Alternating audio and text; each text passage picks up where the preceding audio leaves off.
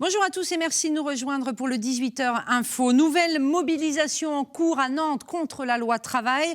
C'est le collectif des jeunes nantais contre cette loi qui appelait à ce rassemblement.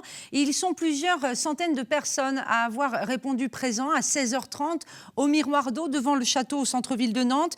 Et ils ont finalement décidé de défiler avec autour un important dispositif policier. Retour sur ce défilé avec Denis Vanier et Émilie Plantard. Le rendez-vous était donné à 16h30 par plusieurs organisations de jeunes et étudiants.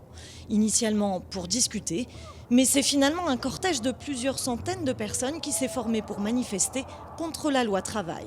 Une nouvelle mobilisation indispensable pour les syndicats présents. Il y a toujours autant de raisons de se mobiliser puisque la loi travail persiste, on a toujours le danger d'une ruine totale du code du travail. Donc il ne faut au contraire pas lâcher parce que le code du travail, si on le perd, on va le perdre définitivement. Donc je pense qu'un paquet de gens ont compris qu'il ne fallait pas lâcher. Encore une fois, nous ce qu'on veut, c'est qu'on parle du fond du problème, qu'on parle de cette loi qui est en train de nous prévenir, de nous promettre un avenir à tous, les jeunes et les salariés, qui est complètement déstructuré, qui va casser le contrat social. Et voilà, nous on est là pour ça, pour réaffirmer ça. La manifestation a de nouveau rapidement dégénéré en affrontement avec les CRS.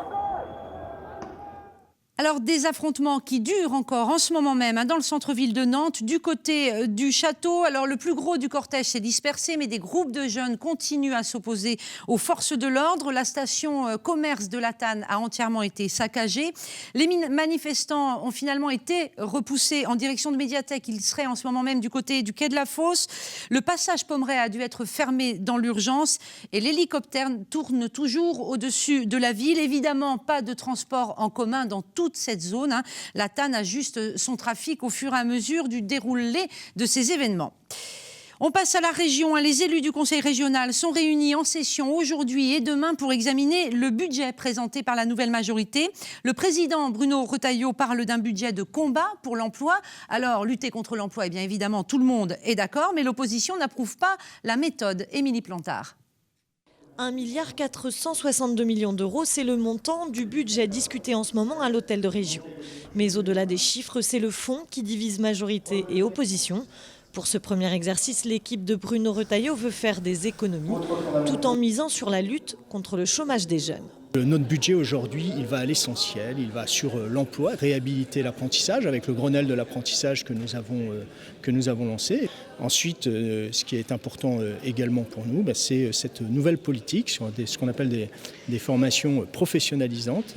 Elles viennent en plus des autres formations. C'est des formations courtes qui ne sont pas qualifiantes mais qui permettent un emploi derrière. Des points positifs mais jugés insuffisants pour le groupe PS qui s'interroge sur d'autres décisions. L'accélération de la recherche en Pays de la Loire, les crédits sont enlevés. Que va devenir la politique de recherche ? Les emplois aidés dans les associations, notamment celles qui créent de l'emploi dans le secteur sanitaire et social, le dispositif est supprimé. Que vont devenir les personnes qui sont dans ces emplois aidés ? Ça va être des chômeurs de plus.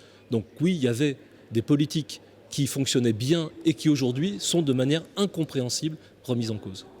4 mois après les élections, les tensions semblent même dépasser le traditionnel débat de fond. Ce sera vraiment dans un an qu'on pourra juger de ce qui est posé par la nouvelle majorité. Ce que je regrette profondément, c'est la manière dont Bruno Retailleau traite sa minorité.